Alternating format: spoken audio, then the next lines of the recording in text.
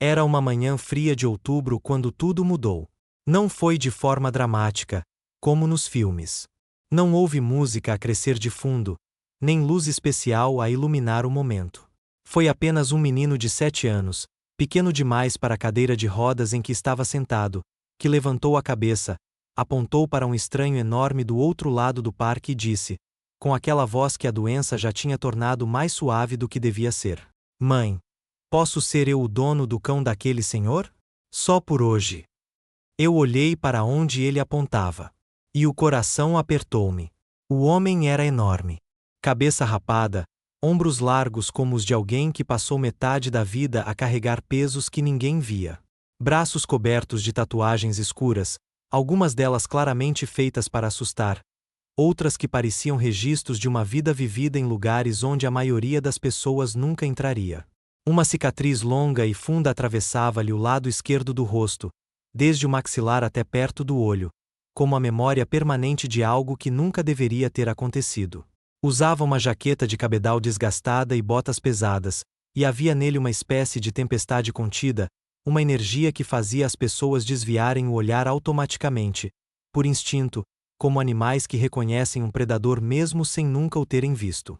Ao lado dele, preso por uma trela grossa de metal, estava o cão.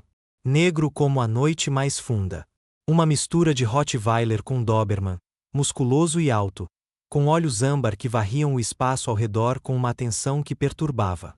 Era o tipo de animal que aparece em pesadelos de crianças e em histórias contadas à lareira para assustar adultos. No parque, toda a gente se afastara. As mães puxavam os filhos pelos braços sem explicar porquê, apenas obedecendo a esse medo antigo e silencioso que mora dentro de nós.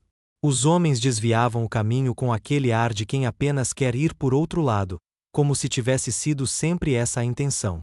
Os pombos, até esses, pareciam ter escolhido outro canto para estar naquela manhã. E eu estava prestes a fazer o mesmo. Prestes a inclinar-me para o Luca e dizer qualquer coisa razoável, qualquer desculpa que soasse a adulto, quando meu filho virou o rosto para mim. Os olhos dele, grandes e escuros, com aquelas olheiras que a quimioterapia deixará impressas como sombras permanentes, brilhavam de uma forma que eu já não via há meses. Ele não via perigo. Ele via o cão. Só o cão. Nesse instante, percebi que era eu quem estava errada. O nome do meu filho era Luca. Luca Miguel Ferreira dos Santos. 7 anos, 2 meses e 11 dias quando aquela manhã aconteceu. Nascerá numa terça-feira de primavera, durante uma tempestade de granizo que fez todos os médicos comentar que aquele era claramente um menino que chegava ao mundo com força. Havia nele, desde o primeiro dia, uma espécie de luz interior que não conseguia ser explicada mas que toda a gente sentia quando entrava no mesmo espaço que ele. Era o tipo de criança que fazia amigos em filas de supermercado, que falava com idosos nos cafés, que parava para olhar para insetos no chão e ficava genuinamente maravilhado com a existência deles, que perguntava o porquê de tudo com uma seriedade que às vezes me fazia rir e outras vezes me deixava sem resposta. O diagnóstico chegou na primavera anterior. Uma leucemia rara, com um nome longo e técnico que eu memorizei à força de o repetir a médicos, a seguradoras, a familiares que queriam saber, a familiares que não queriam mas que eu precisava de contar. A doença foi rápida a mudar tudo. Primeiro foram as corridas. O Luca adorava correr. Não competitivamente, apenas correr. Pela casa, pelo jardim, pelo corredor do hospital quando os enfermeiros não estavam a ver. Corria por alegria pura, como os pombos que levantam voo sem razão aparente. Quando as pernas começaram a ceder, quando o corpo começou a recusar, algo morreu nele que não era físico. Depois foi a escola. Os amigos da escola tentaram visitar, no início. Mas as crianças não sabem como estar com a doença. Ficam desconfortáveis, olham para a cadeira de rodas, para os tubos, para o cabelo que foi caindo, e depois sorriem de forma errada e falam alto demais ou baixo demais, e acabam por não voltar, não por maldade mas porque não sabem. E o Luca percebia. Era inteligente demais para não perceber. Ficou com a televisão, com os livros de que eu lia em voz alta quando ele já não tinha força para o segurar, com os jogos de tabuleiro que jogávamos na cama do hospital, ele de pijama e eu de casaco porque o frio daqueles quartos nunca saía dos ossos. E com o desejo, que nunca deixou de mencionar, de ter um cão. Cão. Era o único pedido que ele repetia com consistência, ao longo de meses. Não pedia brinquedos. Não pedia viagens especiais. Não pedia as coisas que as crianças pedem quando sabem que podem pedir. Pedia cão. E eu respondi sempre com as desculpas dos adultos cansados. O hospital não permite. O apartamento é pequeno. Quando ficares melhor, talvez. Talvez. Talvez. Talvez era a palavra que usava quando não queria dizer não, mas também não sabia dizer sim. O homem não se moveu quando Lucas se aproximou. Eu empurrei a cadeira de rodas devagar, com aquela mistura de medo e rendição que os filhos nos ensinam quando percebemos que já não há forma de os proteger de tudo. Aproximamo-nos pelo caminho de pedra do parque, entre as árvores que ainda tinham folhas douradas e vermelhas, e o som das rodas na pedra era o único som entre nós. O homem era ainda maior de perto.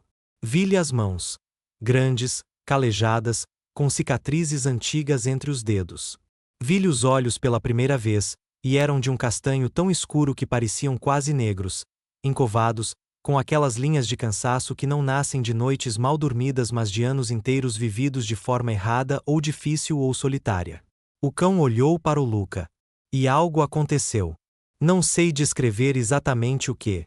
Há momentos que resistem à linguagem, que existem apenas como sensação, como uma pressão no peito ou um calor por trás dos olhos. O cão baixou a cabeça. Não de susto, não de submissão. Baixou-a como quem reconhece. Como quem vê, pela primeira vez em muito tempo, algo que conhece. O teu cão chama-se como? Perguntou o Luca. O homem ficou em silêncio por um momento. Como se não esperasse ser interpelado. Como se ninguém o interpelasse, geralmente. Bruno, disse ele. A voz era funda e rouca, o tipo de voz forjada em tabaco e silêncio. Posso tocar-lhe? Outro silêncio. O homem olhou para mim pela primeira vez. Li naquele olhar uma pergunta que não era sobre o cão. Era sobre o Luca. Sobre a cadeira de rodas. Sobre as olheiras. Sobre o lenço na cabeça que o meu filho usava com uma dignidade que me partia o coração todas as manhãs quando lhe amarrava. Podes, disse o homem. E a voz dele mudou. Só um pouco. Só o suficiente para que eu percebesse que havia, por baixo daquele exterior feito de pedra e tatuagens e silêncio, algo que ainda estava vivo. Algo que ainda sangrava. O Bruno deu um passo em frente. Depois mais um. Devagar, com uma calma impossível para um animal daquele tamanho, aproximou-se da cadeira de rodas. Cheirou a mão que o Luca estendia. Cheirou o joelho. Subiu o focinho até ao rosto do meu filho e ficou ali, imóvel, a respirar o ar que ele respirava, como se quisesse memorizar. E depois, e isto eu nunca esquecerei, nunca, mesmo que viva mais 100 anos, deitou a cabeça enorme, pesada, quente, sobre os joelhos do Luca. E fechou os olhos. O meu filho olhou para mim com um espanto tão puro que tive de morder o lábio para não fazer barulho.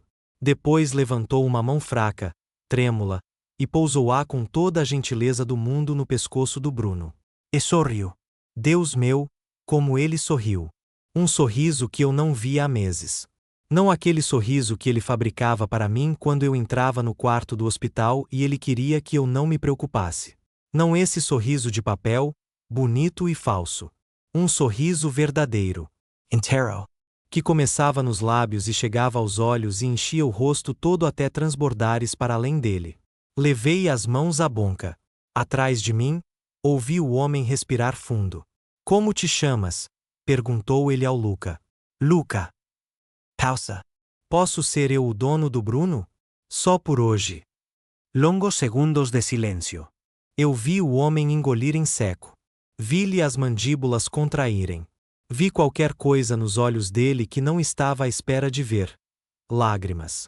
Não lágrimas que caíam, mas lágrimas que enchiam, que tornavam aqueles olhos escuros quase luminosos de uma forma perturbadora. Arroelou-se. Aquele homem enorme, que fazia toda a gente do parque mudar de caminho, dobrou os joelhos no chão frio de outubro e ficou à altura do meu filho. Olá, Luca, disse ele. Eu sou o Sérgio. E soltou a trela. Na manhã seguinte, acordei a pensar que fora uma daquelas coisas que acontecem e não se repetem. Um momento bom e isolado, desses que a vida oferece de vez em quando para nos fazer aguentar os outros momentos. Engana-me. O Sérgio estava no hospital às 9 da manhã. Com o Bruno. E com uma pasta de documentos que passou a noite inteira a reunir. Soube depois o que aquilo implicou. As chamadas que fez, as pessoas que contactou, o sistema que navegou durante horas para conseguir o que precisava.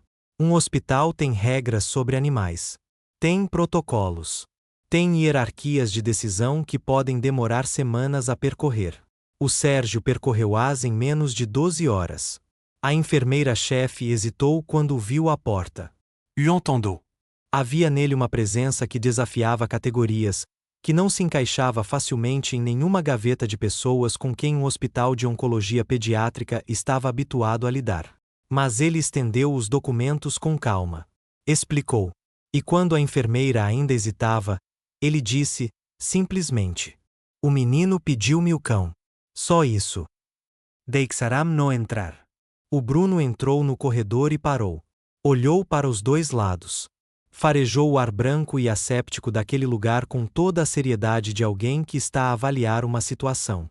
Depois caminhou devagar, sem urgência, com aquela presença tranquila que era impossível de ignorar, até a porta do quarto do Luca. Entrou. Olhou para o meu filho na cama. E deitou-se no chão ao lado dela sem tocar em nada, sem fazer barulho, sem precisar de instrução alguma. Como se soubesse. Como se aquele chão frio de hospital fosse exatamente o lugar onde devia estar. Vieste mesmo? Sussurrou o Luca. Não era uma pergunta. Era uma constatação carregada de algo que me fez perceber que o meu filho, de 7 anos, percebia coisas sobre o mundo que eu ainda estava a aprender. O Sérgio sentou-se na cadeira de plástico ao canto. E ficou. Os dias encontraram um ritmo que eu não sabia que precisávamos.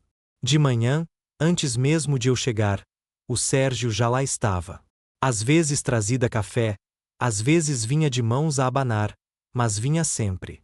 Sentava-se na cadeira, ou no chão quando Luca pedia que ficasse mais perto, e havia naquela presença algo que as palavras não conseguem completamente segurar. O Bruno tornará-se algo diferente do que eu esperaria que um cão fosse. Quando a dor era má, e havia dias em que era muito má, dias em que os medicamentos não chegavam e o corpo do Luca revoltava-se contra tudo, contra a doença e contra os remédios que a combatiam. O Bruno encolhia-se o máximo que conseguia e encostava o corpo quente ao meu filho. Respirava devagar. Com uma calma deliberada, como se soubesse que era o ritmo que importava. E o Luca seguia esse ritmo. Fechava os olhos e seguia a respiração do animal como se fosse uma linha que o impedia de se perder. Às vezes eu observava aquilo do corredor, sem entrar, para não interromper. E pensava em como a vida é estranha. Em como um menino de 7 anos tinha ido ao encontro do homem mais assustador do parque e lhe tinha pedido o cão. E aquilo que se seguiu era algo que eu nunca teria imaginado se vivesse mais 100 anos. O Sérgio lia histórias quando Luca já não tinha força para segurar os livros. Lia com uma voz que surpreendia, mais suave do que o exterior prometia, com aquelas pausas dramáticas nos momentos certos que faziam Luca pedir mais, mas mesmo quando devia estar a dormir. Jogavam jogos de cartas. O Sérgio deixava-se perder com uma frequência que claramente era estratégica, e o Luca fingia não perceber, e ambos fingiam que o outro não sabia, e havia naquele jogo dentro do jogo uma ternura que me destruía por dentro. Nos dias em que eu chegava demasiado esgotada para ser quem o Luca precisava, o Sérgio ficava. Assumia o espaço com aquela naturalidade de quem sabe que às vezes a presença é mais importante do que as palavras. Uma noite, quando o Luca adormeceu e ficamos os dois no corredor, perguntei-lhe. Tinha de perguntar. Por que é que faz isto? Por que é que continua a vir? Ele ficou em silêncio durante muito tempo. Apoiou os cotovelos nos joelhos e olhou para o chão, para aqueles corredores brancos que cheiravam sempre a desinfetante e a algo que eu preferia não identificar. Tinha uma família, disse ele, finalmente. A voz era diferente agora. Déspera. Uma mulher. Uma filha. Pausa. Perdi-as num incêndio. Há 4 anos. Não disse nada. Não havia nada para dizer. A minha filha tinha a idade do Luca. Engoliu em seco. Chamava-se Inês. O silêncio do corredor era pesado como chumbo. Depois disso, existia. Não vivia. Tinha o Bruno porque ele também foi resgatado de um lugar mau. Ninguém o queria. Nós entendíamos-nos. Olhou para mim pela primeira vez desde que começara a falar. O seu filho não viu o que toda a gente vê. Não viu o aspecto. Não viu o passado. Viu o Bruno e quis conhecê-lo. E sem saber o que estava a fazer. A voz quebrou. Espero. Lembrou-me que ainda havia em mim algo que podia importar para alguém. Não consegui responder. Ele levantou-se, com aquela lentidão de quem carrega peso há anos. Amanhã estou cá às 9, disse. E foi embora pelo corredor, aquele homem enorme que toda a gente evitava. Sozinho, mas de uma forma diferente de antes. Novembro chegou com chuva e com o silêncio que eu já sabia reconhecer. Há um silêncio específico nos hospitais quando as coisas mudam. Não é ausência de som. Há sempre som, máquinas, passos, vozes ao longe. É uma qualidade diferente do silêncio. Uma densidade. Como se o ar soubesse antes dos médicos. Eu soube naquela manhã antes de qualquer pessoa dizer qualquer coisa. O Luca acordara diferente. Me quietou. Com aqueles olhos que a doença tinha ido tornando maiores ao longo dos meses, agora pareciam ver algo que não estava no quarto. Havia nele uma paz que me assustou mais do que qualquer sinal clínico. O Bruno não comeu naquela manhã. O Sérgio trouxera a tigela dele, como fazia sempre, e o Bruno virou o focinho. Entrou no quarto e deitou-se imediatamente aos pés da cama, a cabeça entre as patas dianteiras, os olhos âmbar fixos no Luca com uma intensidade que parecia conter tudo o que ele não conseguia dizer. Não se mexeu durante horas. Como se estivesse de guarda. O Sérgio sentou-se ao meu lado. Pegou na minha mão, aquela mão enorme e calejada, e segurou-a sem dizer nada. Udexei.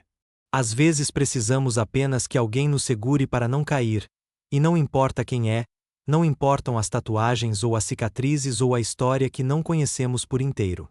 À tarde, o Luca abriu os olhos. Olhou para o teto primeiro. Depois para a janela, onde a chuva riscava o vidro em linhas tortas. Depois para mim. Mãe. Estou aqui. Olhou para o Bruno. Bruno. O cão levantou a cabeça. Olhou para o Sérgio. Sérgio. O homem inclinou-se para a frente.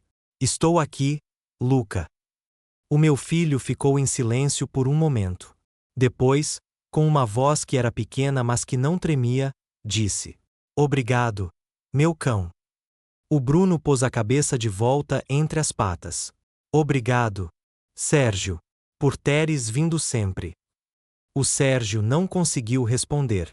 Os ombros daquele homem que nunca vi vacilar curvaram-se para dentro, e ele chorou sem som, com aquela violência silenciosa de quem não sabe muito bem como chorar porque faz anos que não o faz. Obrigado, mãe. Estou aqui, meu amor. Estou aqui. Fechou os olhos. Respirou. E foi assim, com aquela gentileza que sempre o definiu, com o calor de um cão aos pés e as mãos das pessoas que o amaram a segurá-lo, que o Luca partiu. Sem medo. Sem resistência. Com aquela paz que eu passarei o resto da vida a tentar compreender. O Bruno levantou-se devagar. Chegou-se à cama. Farejou a mão imóvel do Luca com uma delicadeza que não parecia possível naquele corpo enorme. E depois soltou um lamento. Um único lamento, longo e fundo, que percorreu o corredor e chegou a todos os outros quartos e fez os médicos e as enfermeiras pararem o que estavam a fazer, por um momento, sem saber bem porquê. O Sérgio caiu de joelhos no chão. E desintegrou-se. No funeral, chovia. É sempre a primeira coisa que me lembro quando penso naquele dia. A chuva fina e contínua, o tipo de chuva que molha sem parecer que molha, e as pessoas debaixo de guarda-chuvas pretos, e o cheiro da terra úmida que é simultaneamente triste e vivo, contraditório como tudo o que envolve a morte de uma criança. O Bruno estava lá, com uma rosa branca pequena presa à coleira, que não sei quem pôs, mas que parecia ter estado sempre lá. Ficou imóvel durante toda a cerimônia. Sentado ao lado do Sérgio, que estava de fato preto, um fato que claramente não usava há muito tempo, ligeiramente grande nos ombros, mas que ele tinha escolhido e passado a ferro com um cuidado que me comoveu quando o vi chegar. Havia nesse detalhe todo um mundo de intenção. Quando chegou o momento de falar, o Sérgio levantou-se. A congregação olhou para ele. Viu desconforto em alguns rostos. A família que não o conhecia. Os amigos que só conheciam a mim. A estranheza daquele homem enorme naquele contexto. Mas quando ele falou, toda a gente ficou em silêncio. Eu não era o pai do Luca. A voz era calma. Firme. Não era da família. Não o conhecia de lado nenhum, até uma manhã de outubro num parque, quando ele se aproximou e pediu o meu cão emprestado. Pausa. Toda a gente me via como uma ameaça. Era isso que eu estava habituado. Pessoas a desviar o caminho. Mães a puxar os filhos. Olhares que diziam: passa ao largo. Olhou para o caixão de branco. O Luca não fez isso. Viu o Bruno e só viu o Bruno. Não viu o meu aspecto. Não viu a cicatriz. Não viu aquilo que toda a gente decidiu que eu era antes de trocar uma palavra comigo. A voz falhou. Espero. O Bruno encostou-se à perna dele. Tinha perdido a minha família. Tinha perdido a razão de me levantar de manhã. Tinha o Bruno porque ele também não tinha ninguém, e entendíamos-nos nisso. Respirou fundo. E então um menino de 7 anos chegou e pediu-me o cão. Olhou para mim. O Luca não era meu filho. Mas pediu-me o cão. E sem saber o que estava a fazer, sem saber nada sobre mim, devolveu-me algo que eu pensava que tinha perdido para sempre. A ideia de que ainda havia em mim algo que podia ser bom para alguém.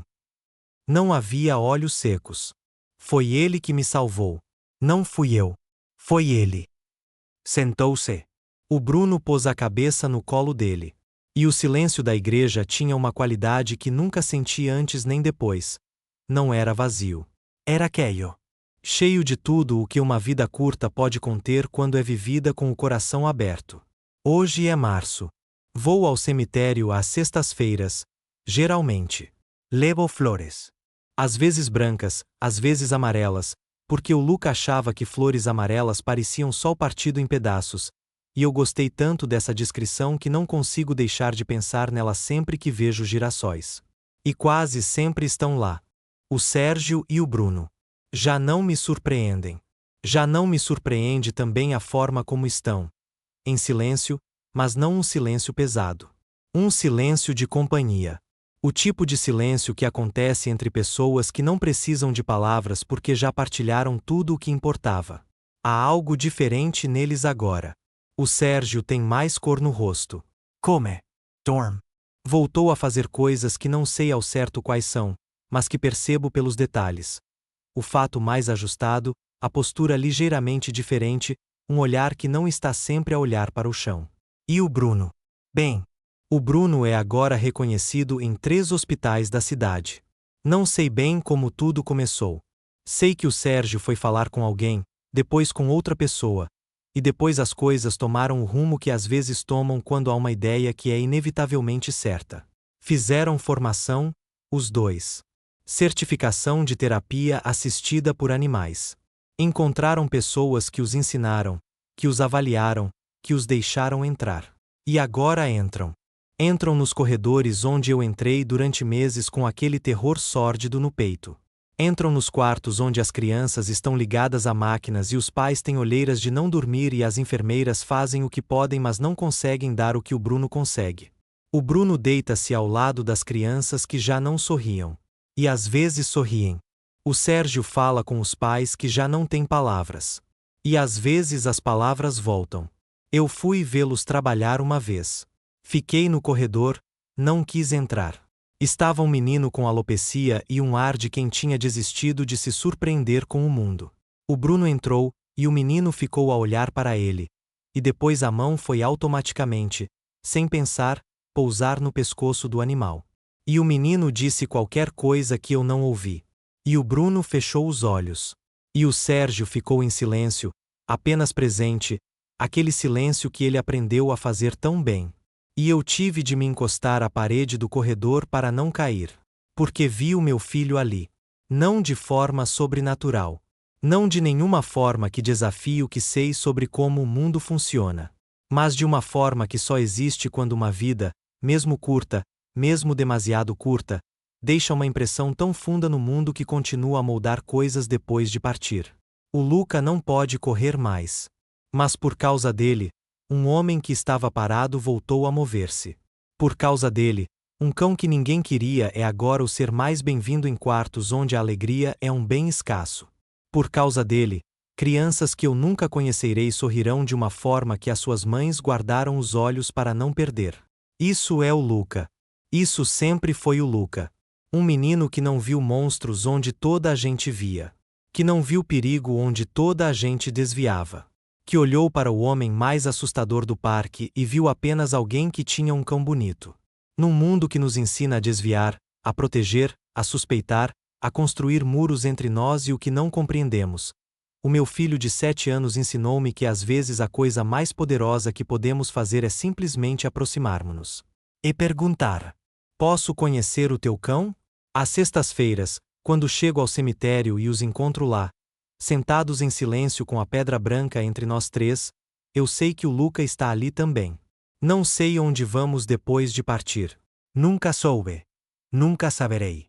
Mas sei isto: o amor que uma pessoa deixa no mundo não desaparece quando ela vai. Muda de forma. Habita outros corpos, outros gestos, outros momentos que ela nunca chegou a ver. O meu filho tinha 7 anos. E ainda está a ensinar o mundo a ver com o coração.